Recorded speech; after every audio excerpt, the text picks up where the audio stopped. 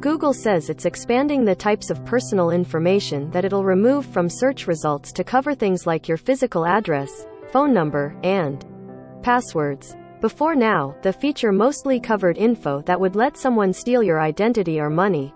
Now, you can ask Google to stop showing certain URLs that point to info that could lead someone to your house or give them access to your accounts. According to a blog post, Google's giving people the new options because the internet is always evolving, and its search engine giving out your phone number or home address can be both jarring and dangerous. Here's a list of what kinds of info Google may remove, with the new additions in bold, HT to the Wayback Machine for making the old list accessible. According to a support page, Google will also remove things like non-consensual explicit or intimate personal images, pornographic deepfakes or photoshops featuring your likeness, or links to sites with exploitative removal practices.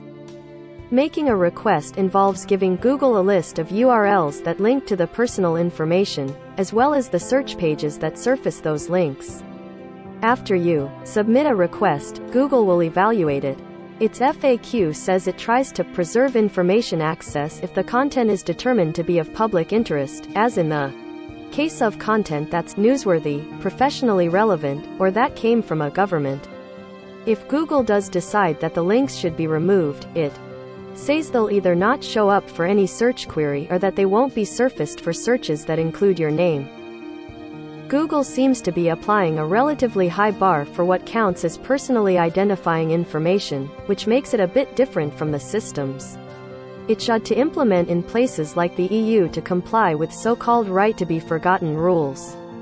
Those laws let people request that links they deem unflattering or irrelevant be taken down, which isn't the case here. The rules Google added today only cover links to very sensitive info.